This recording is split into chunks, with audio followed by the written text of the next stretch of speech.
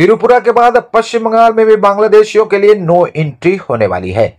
पश्चिम बंगाल के मालदा के होटलों में बांग्लादेशियों को ठहरने नहीं दिया जाएगा। मालदा होटल ओनर्स एसोसिएशन ने यह फैसला लिया है। आपको बता दें कि भारत बांग्लादेश बॉर्डर पर मालदा जिले के इंग्लिश बाजार थाना का मोहद्दीपुर इलाका इंपोर्ट एक्सपोर्ट का सेंटर है। बांग्लादेशी नागरिक इसी रास्ते से कानूनी दस्तावेजों के साथ भारत में प्रवेश करते हैं। बांग्लादेशी नागरिक इलाज और दूसरे कामों के लिए भारत आते जाते रहते हैं। नतीजतन उन्हें बंगाल के मालदा जिले के इंग्लिश बाजार शहर में होटल किराए पर लेना पड़ता है। मोहद्दीपुर बॉर्डर रूट से रोजाना औसतन 400 से 500 बांग्लादेशी नागरिक कानूनी कागजात के साथ आते हैं और इंग्लिश बाजार के होटलों में ठहरते हैं। लेकिन बांग्लादेश के हालात को देखते हुए डिस्ट्रिक्ट होटल ओनर्स एसोसिएशन ने उन्हें होटल में रूम नहीं देने का ऐलान कर दिया है। एसोसिएशन के सेक्रेटरी कृष्णेंदु चौधरी ने कहा कि बिजनेस की नजर से इस फैसले से हमें काफी नुकसान होगा, लेकिन बांग्लादेश में जो अस्थिरता चल रही है उसे देखकर हमें डर लग रहा है। ये कैसे पता चलेगा कि बांग्लादेश से जो लोग भारत आ रहे हैं उनके कागजात सही हैं या नहीं। बांग्लादेशी नागरिकों को होटल का रूम किराए पर देने के बाद होने वाली कानूनी दिक्कतों से बचने के लिए यह फैसला लिया गया है। होटल ओनर्स एसोसिएशन के मेंबर इम्तियाज रहमान ने भी यही बात कही। वहीं Malda merchant chamber of commerce के सेक्रेटरी उत्तम बसाक ने होटल मालिकों के फैसले का समर्थन किया है और कहा है कि बांग्लादेश में अशांति का माहौल है, जिसके चलते कुछ लोग पासपोर्ट के बगैर भी दूसरे रास्तों से भारत में प्रवेश कर सकते हैं, जिसके नतीजे में होटल मालिक कानूनी पचड़े में पड़ सकते हैं। ये फैसला उनके डर से लिया गया है। বর্তমানে আমাদের পার্শ্ববর্তী দেশ বাংলাদেশে যা পরিস্থিতি অরাজক পরিস্থিতি হওয়ার ফলে ওখান থেকে বহু শরণার্থী বা বিভিন্ন রকম লোক ঢুকে যাচ্ছে। তারা কতটা বৈধ পাসপোর্ট এবং বৈধ কাগজপত্র নিয়ে আসছে তার কোনো ঠিক নেই, এবং সেটার মধ্যে প্রচুর আমরা জাল হিসাবটাও পাচ্ছি। সেই হিসাব পরিপ্রেক্ষিতে আমরা এখন চিন্তা করছি যে বর্তমানে আমরা বাংলাদেশের কোনো লোককে এই মুহূর্তে আমরা অ্যালাউ করছি না।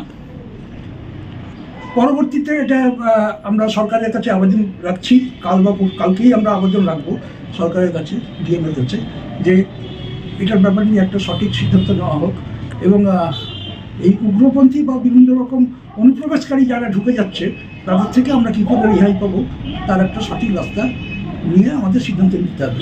তবে হ্যাঁ, বর্তমানে আমরা তাদেরকে কোনো রকম এন্টারটেইন করতে পারবো না, এই সিদ্ধান্ত হয়েছে। মালদাতে বর্তমানে 85টা আমাদের মালদা শহরের মধ্যেই আছে, তো মানে হোটেল এবং রেস্টুরেন্ট মিলিয়ে, তো তাদের সকলকে এই সিদ্ধান্ত করে জানিয়ে দেওয়া হয়েছে।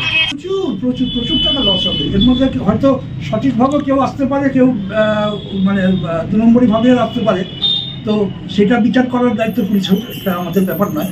তবে এই ঝামেলার মধ্যে আমরা যাতে মুক্তি পেয়ে থাকি, মানে অ্যাভয়েড করার জন্য আমরা এই সিদ্ধান্ত নিতে বাধ্য হয়েছি বর্তমান পরিস্থিতিতে। এটা সিজনের উপর বেস করে। মেডিকেল ভিসা নিয়ে যারা আসে তাদেরকে দেখা যায় যে তখন একটু বেশিই আসে, 800 থেকে 900-র মধ্যে থাকে বা 1000-এর কাছাকাছিও যায়, কিছু কিছু সময় বেশি হয়, কিছু কম বেশি হয়। তবে 1000 থেকে 1500-এর মধ্যে মোটামুটিভাবে ধরা যেতে পারে আসা যাওয়া পারে ডেলি। হ্যাঁ। আপনার নাম? আমার নাম কৃষ্ণেন্দু চৌধুরী, আমি secretary Malda hotel and restaurant owners welfare association. দেখুন, এখন বাংলাদেশের কারেন্টলি যা সিচুয়েশন, এই সিচুয়েশনের ক্ষেত্রে বিবেচনা করে আমাদের মালদা হোটেল ওনার্স অ্যাসোসিয়েশন সিদ্ধান্ত নিয়েছে যে আগামী দিনে হয়তো আগামীকাল থেকে আমরা বাংলাদেশি থেকে যারা যে সমস্ত ভোটাররা আসছে তাদেরকে হয়তো জুম দেওয়ার ব্যাপারে চিন্তাভাবনা করবো। সেই সিদ্ধান্তটা নেওয়া হচ্ছে। আসলে যদি লসের কথা বলেন তাহলে অ্যাজ এ বিজনেসম্যান আমাদের হিউজ লস হবে, কিন্তু তার সাথে সাথে এটাও আমাদের দেখতে হবে এখন বাংলাদেশে যা সিচুয়েশন, অনেকেই আসছে যদিও তারা মেডিকেল ভিসা নিয়ে আসছে, কিন্তু মেডিকেল ভিসা বা ডকুমেন্ট নিয়ে আসলেও অনেক ক্ষেত্রে অনেক ডুপ্লিকেসি হয় বা জালি ডকুমেন্ট আনে। এবার সেটা দেখে তো আমরা বুঝতে পারবো না, অনেক সময় অনেক সন্ত্রাসবাদীও চলে আসছে, অনেক অনুপ্রবেশকারীরাও আসছে, তো আমরা সেটা বুঝবো কী করে? তো আমরা যেন কোনো ঝামেলার মধ্যে না পড়ি, কোনো আমাদের সমস্যায় না পড়ি, সেই জন্য আমরা এই সিদ্ধান্ত নিতে চলেছি যে আগামী দিনে আমরা বাংলাদেশের থেকে যে সমস্ত লোকেরা আসছে তাদেরকে রুম দেওয়া থেকে বিরত থাকবো। এই ব্যাপারে আগামী দিনে হয়তো কালকেই আমরা প্রশাসনিক লেভেলে একটা বৈঠক করে আমাদের সিদ্ধান্তের কথা জানাবো। আপাতত এই ডিসিশনটা আমরা নিয়েছি। আপনার নাম? আমার নাম ইমতিয়াজ রহমান, মালদা হোটেল ওনার্সের সদস্য। বাংলাদেশে যেভাবে অশান্তির বাতাবরণ আরম্ভ হয়েছে, সেটাতে যেহেতু মালদা জেলার মহদীপুর সংলগ্ন মালদা জেলা এবং হোটেল ব্যবসায়ীরা সত্যি আতঙ্ক এই জন্যই আছে, কোনো রকম দুষ্কৃতি কোনো রকম পেপারস না নিয়ে যদি বর্ডার পাস করে গেল, তাহলে কিন্তু আমাদের যে কোনো হোটেলেই থাকার ব্যবস্থা করবে। এবার যে কোনো হোটেলে যদি আমরা দিয়ে দিই, তারপরে কিন্তু আমাদের প্রশাসনের শিকার হতে হবে। প্রশাসন এসে আমাদেরকেই ধরবে যে এই লোকটাকে কিভাবে হোটেলে রাখা হলো। তার জন্য আমরা সিদ্ধান্ত নিয়েছি আজকে যে যারা ওই পার থেকে আসবে, আমরা সমস্ত ডকুমেন্টস ভেরিফিকেশান করে আমরা থানায় পাঠাবো। থানা থেকে ভেরিফিকেশান যদি করে, তারপরেই তাকে আমরা ঘর দেবো। অবশ্যই ঘর দেবো, ঘর না দিলে তারা কিভাবে থাকবে সেটাও আমাদেরকে দেখতে হবে, কিন্তু আমরা ভেরিফিকেশান করেই আমরা ঘরটা দেবো।